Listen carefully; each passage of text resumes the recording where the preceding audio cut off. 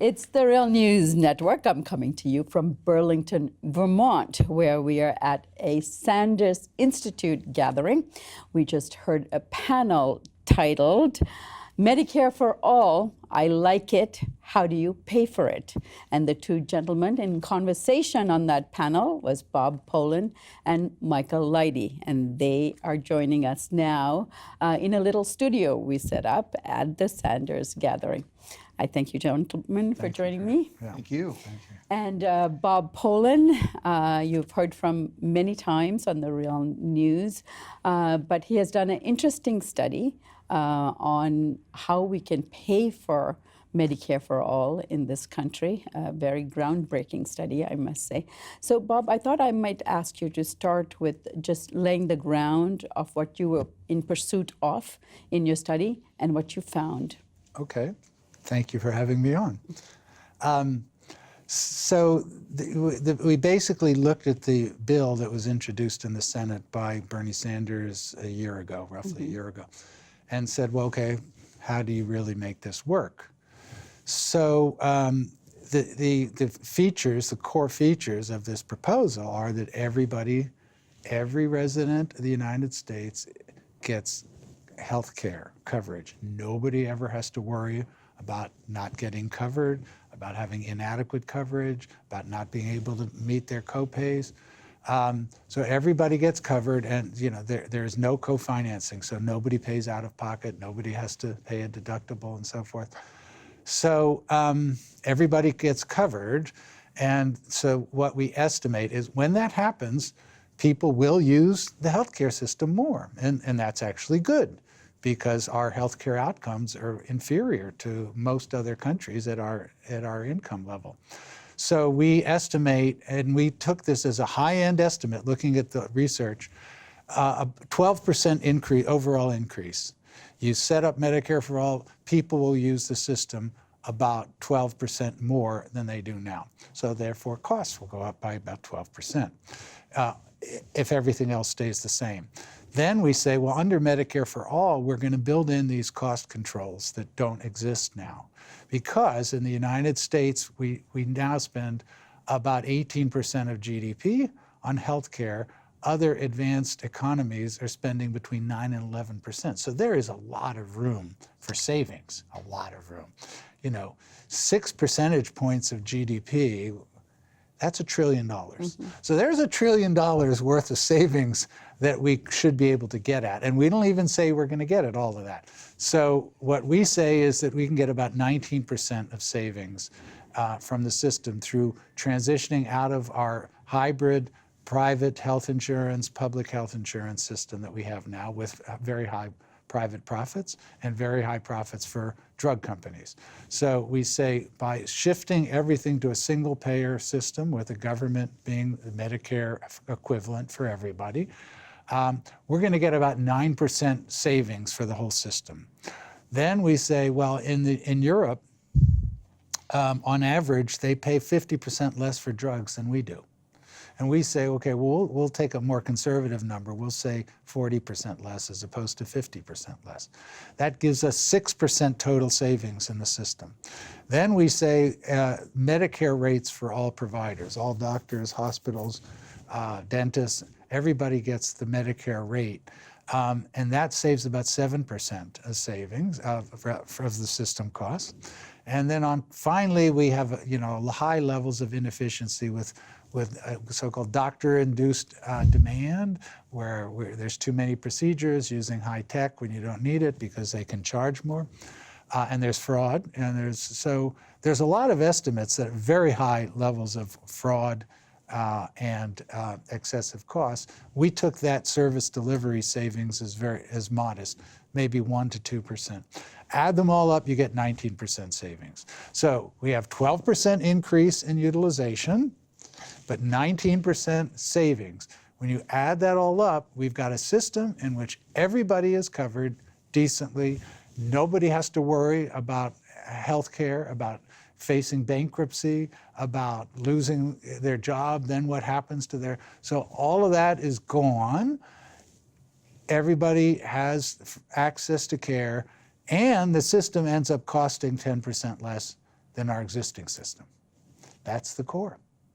That's the And core. again, is this fantasy world stuff? No, because even at the end of the day, with all of that, we end up with a system that's still at 16% of GDP, not 18%. We're down to 16, whereas the countries in Europe are at 11, 10, 9%. So this is still actually a pretty conservative assessment of what we can accomplish through a Medicare for all type system. Right. Now, both of you were in conversation, Michael. Michael Lighty, formerly working with the National Nurses United, who actually talked to Bob about doing this study. He was the one that got me to do it. So tell us, Michael, about the questions you were pursuing, what answers you wanted from Bob, and did he come through for you? He certainly did. He certainly did, as he always does. What would he say? But it's a great question because what I really wanted to get at was this concept of this study is a reality check on what Medicare for All actually does and how you pay for it and how you transition to it. Because there's all this ideological dogma out there against it around the free market and choice, competition, innovation in healthcare, which just masks a profit-based system. I mean, so what we wanted to do is expose that and say, no, if you go against conventional wisdom and publicly finance healthcare, it's cheaper and more efficient, covers everybody, and eliminates anxiety. No more cost sharing, no more co-pays and deductibles, no more commercial insurance premiums. So you get that reality. That's really what I was trying to get at. And then also take on the tough questions. And to Bob's credit, he does this, where you say, look at folks, workers are going to lose their jobs in the health insurance industry. Workers are going to lose their jobs in health service administration. And if you are about justice, then you have to be about just transition. And the study's strength is that no one else has done that before. It now is there, a roadmap for how you take care of those workers, just like we take care of everybody's health care. Excellent. It was a good endeavor. I'm glad you did it. Now, how do we pay for it was the question you tried to take up in this conversation That's today. right. And just so that you know, we will be running the entire conversation between Michael Lighty and Bob Pollin. So it'll probably be in the form of a link just below this interview. So we will post it. We will also post your study itself, Bob, so Great. for those who want to dig further into it. But our main endeavor here is try to get people to understand it and understand the fact that it is affordable. That's right. We can pay for it. And as you said, Bob, so eloquently on that panel, that so many other countries are doing it. And so, why can we not do it? So, Michael, let me go back to you. In terms of the questions you had in pursuit of how do we pay for it, what were your main inquiry? And then, Bob, you answer it. Sure. So the question was, okay, if you've got these arguments out there, oh, it's going to bust the federal budget, it's going to undermine Medicare, what's it going to cost me and my business? What's it going to cost the system? And that's what we were trying to get at. And then you say, okay, it costs this, how do you pay for it? How do you correct, really, the present inequities in healthcare financing? Because it's a highly inequitable system. So how do you create equity and generate enough revenue? And that's what we have. What are the revenue generators? All right, Bob. Yeah. So we start out, the Medicare for All system, we estimate would cost $2.93 trillion, which is less than the $3.34 trillion we're paying now. That's the 10% reduction, 9.6%. So how do we pay for it? Well, the easy answer is we're already paying $3.34 trillion, so we can easily come up with 2.93. So that's the basic answer. It's cheaper. We're already paying more, we're going to pay less. Now, yes, it is restructuring because we're no longer going to be channeling money into the private health insurance industry. Now, let's break it down a little bit more. So right now, of the 3.3 trillion, 1.9 trillion is already coming through the public sector. So when we add up Medicare, which of course we pay for through taxes, Medicare, Medicaid, Veterans Administration, Department of Defense, and the tax subsidies that people get through paying health insurance, And those tax subsidies go mainly to rich people. When you add all those up, you've already got 60% of the money you need in the whole pot to get to 2.93 trillion. So we only have to come up with another 40%. And what we say is, and we want to emphasize that it's cheaper, it's cheaper, it's cheaper, it's cheaper. So we say, how can we convey this in a way that's clear? So we say that to start off, businesses who are covering about half of all the population are covered by their employer. And so we're saying all of those businesses, you get an 8% cut in your premium costs. Day one, Medicare for all, if today you're paying $100, tomorrow you'll pay $92. Today $100, tomorrow $92. Try to keep it really clear. And that will cover 60% of the costs of the whole additional funding that we need. In addition, we also propose a sales tax of 3.75%, but that's on non-necessities. So it's progressive in the sense that the people's necessities that are a high proportion of middle and lower income people, they will be exempt. Food, basic housing and so forth is all exempt. And then for low income people, they'll get basically their same Medicaid benefits, but they'll get a tax credit. So, and on top of that, we have a wealth tax and a capital gains tax reform. So that pays for all the money we need, plus we actually build in a surplus. So for anybody who says you're not coming up with enough, actually we're coming up with more than we need. Mm-hmm. We're coming up with a 1% surplus. And if our proposal were actually enacted, mm-hmm. the system would run every year at a 1% surplus, which of course is unheard of. Mm-hmm. The government almost never runs anything at a surplus.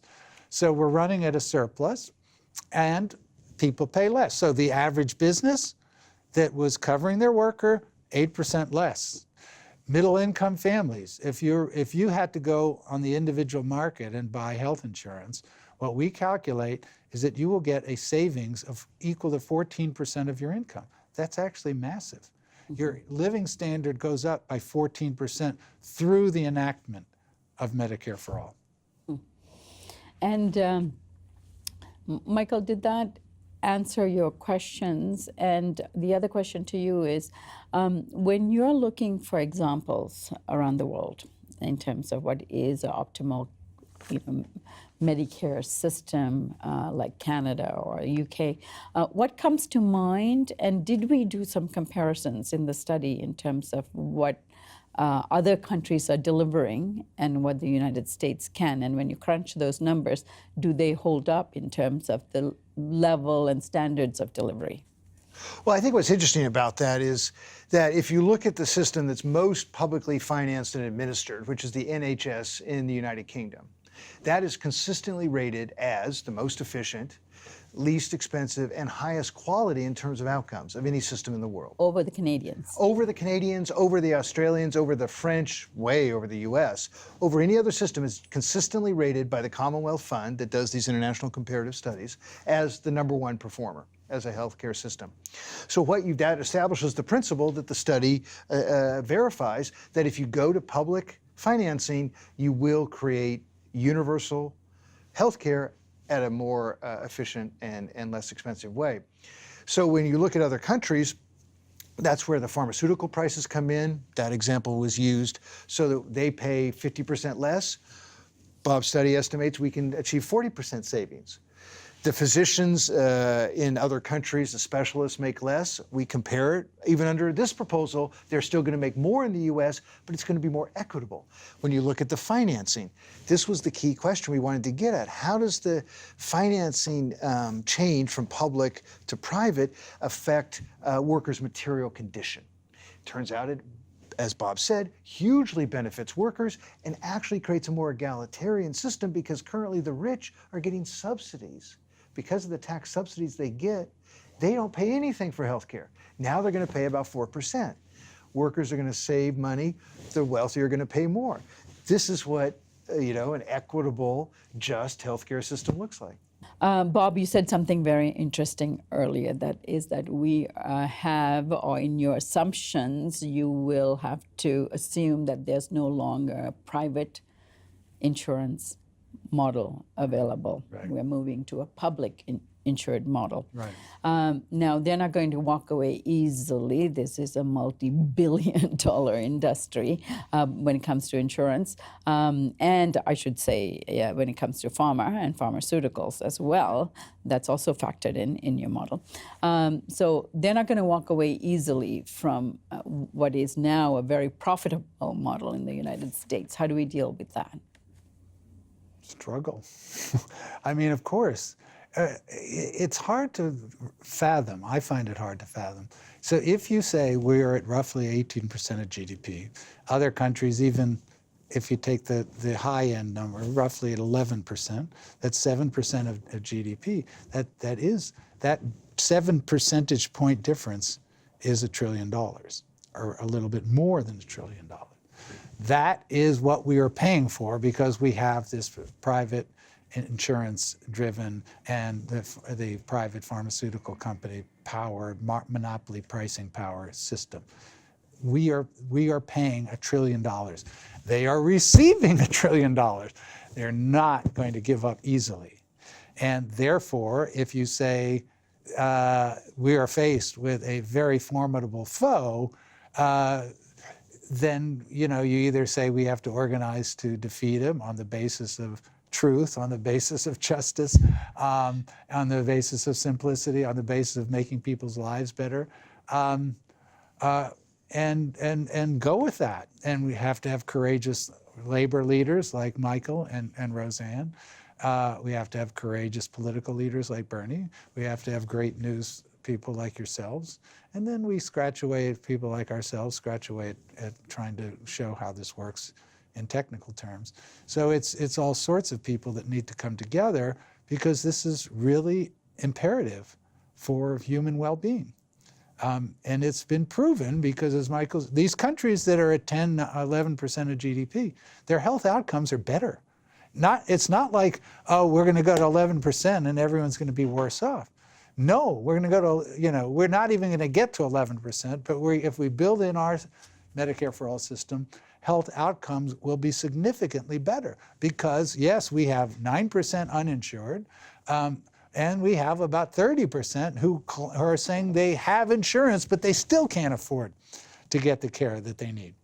And on top of that, you have people that are saying, well, we're going, but they face the anxiety of getting sick, of going bankrupt, of losing their care if they lose their jobs. All of these things are critical features of how people in the U.S. live today. And we can transform that by going to Medicare for All. And Michael, you've been going around the country talking about selling Medicare for all. And yesterday, when Bernie Sanders spoke at the opening of the gathering, he said that survey after survey, we are hearing that most Americans, 75% plus, want a public national Medicare system that they can rely on. What are you hearing? And then also, what is the messages that you want to get out there as a result of this desire on the part of the public to have a national Medicare plan? And in terms of, where when we are now being told it's affordable, we can do it by Bob's study, what is the message you want to get out to them? The message fundamentally is we can guarantee health care for all with no barriers to care.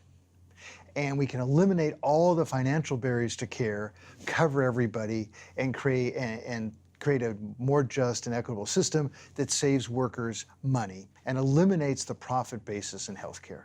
And it resonates in a number of ways because, for the right wing, healthcare is either a commodity to be made a profit on, or it's a welfare program to be privatized or minimized. And for us, healthcare is a human right. And guaranteed healthcare for all, not just for some, is a justice demand. And so really what we find is that this demand for Medicare for all is part of this rising tide for justice. And this is what it's going to take to win it. To overcome the insurance industry opposition is going to take a mass movement that forces congressional Democrats in particular, but also you find in these polls 52% of Republicans want Medicare for all. So there are, I believe, working class Republicans who are fed up and have high anxiety when it comes to healthcare. So this is a political operation in those districts that are represented by Republicans as well. And what we do is we force Congress to do something that the donor class and the corporate interests don't want them to do through mass mobilization. And the beauty of this study is that it provides the material, the ammunition in that struggle. So now we can say, yeah, we know how to pay for it. The rich are going to pay more, businesses and families are going to pay less, workers are going to get a raise, and you're going to get guaranteed health care with no co-pays or deductibles. That sounds like a very good deal. And so one of the things we had to confront during the conversation was, is this too good to be true? And of course, it isn't.